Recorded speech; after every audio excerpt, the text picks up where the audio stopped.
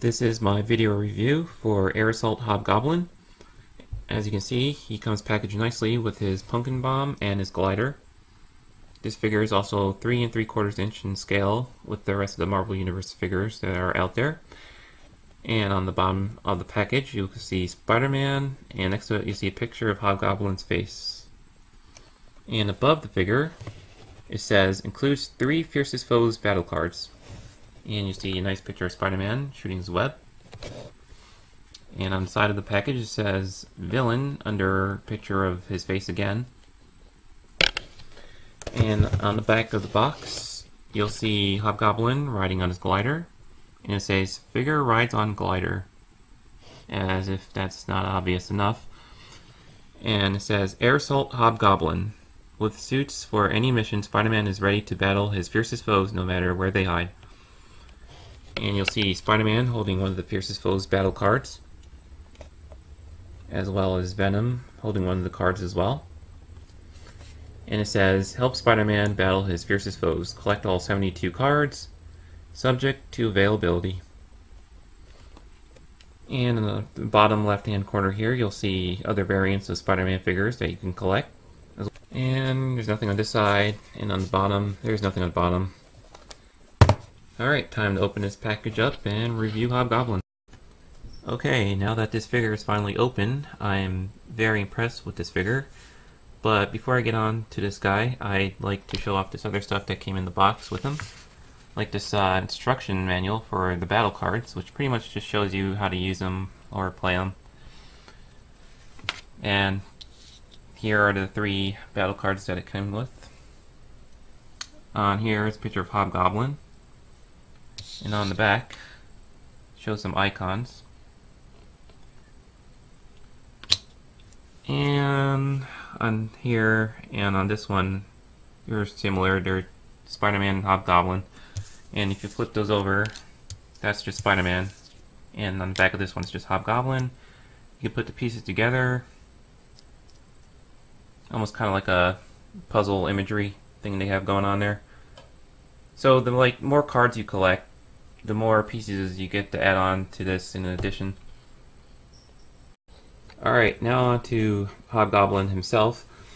Very nice paint applications on him. Very good detail. I like the torn and leathered cape he has on.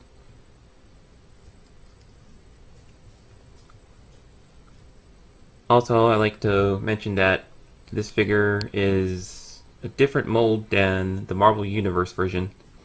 So they're not the same, but they are in the same scale. As you can see, he's on his glider. Which fits nicely.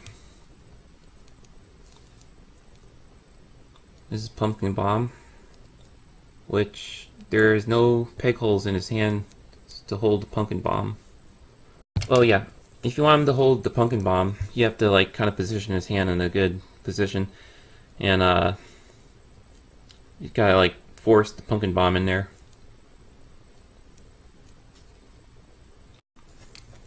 As you can see, he has good detail on his face.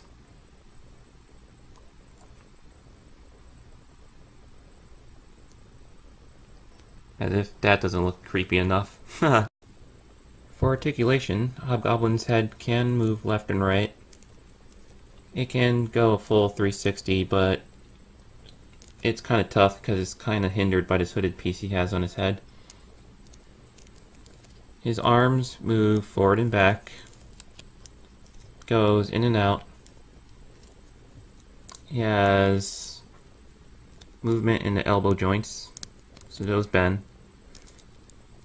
And he has movement in the lower arm as well. There is no articulation in the waist. There is none, zip, zero, nada. For his legs, he can swivel at the ball joint there. Goes in and out. It does not really go forward and back, only a little bit.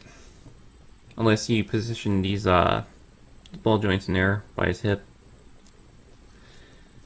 In the knees, he bends.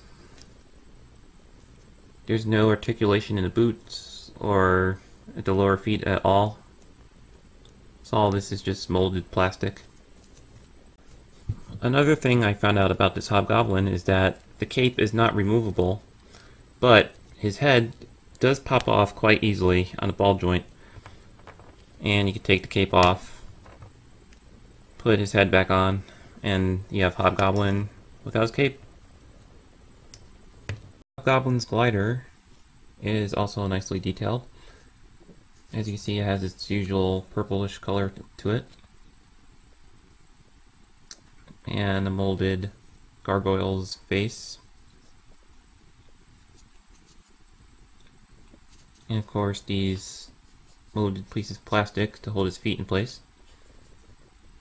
And I noticed it has these 4 holes in it. I'm guessing that's for like if you have stands for your figures to prop them up. You could just prop this right on the stand with Hobgoblin on top of the glider and make it look like he's actually gliding, which is pretty cool. And there is Hobgoblin's pumpkin bomb. It's very, very tiny.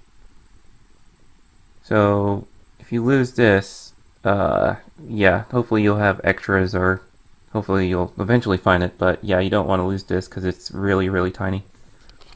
I would say this figure is worth it, only if you need like a 3-inch figure to go with the rest of your Marvel Universe line, or if you're just a Spider-Man collector in general. I got this figure for $7.49 at Toys R Us. You could find them at just about any retail that sells action figures near your town. But also there's other sources like eBay or Amazon, but the prices are very high. So yeah, I definitely say he's worth it for a Hobgoblin figure. And there goes his pumpkin bomb. Also keep in mind this is the Air Assault Hobgoblin from the Spider-Man line, not the Marvel Universe line. There is another Hobgoblin specifically for the Marvel Universe line and has a different mold to it. I don't know if I'll ever get that one, but if I do, I will review it for you viewers out there and collectors. So this is my video review for the Air Assault Hobgoblin figure.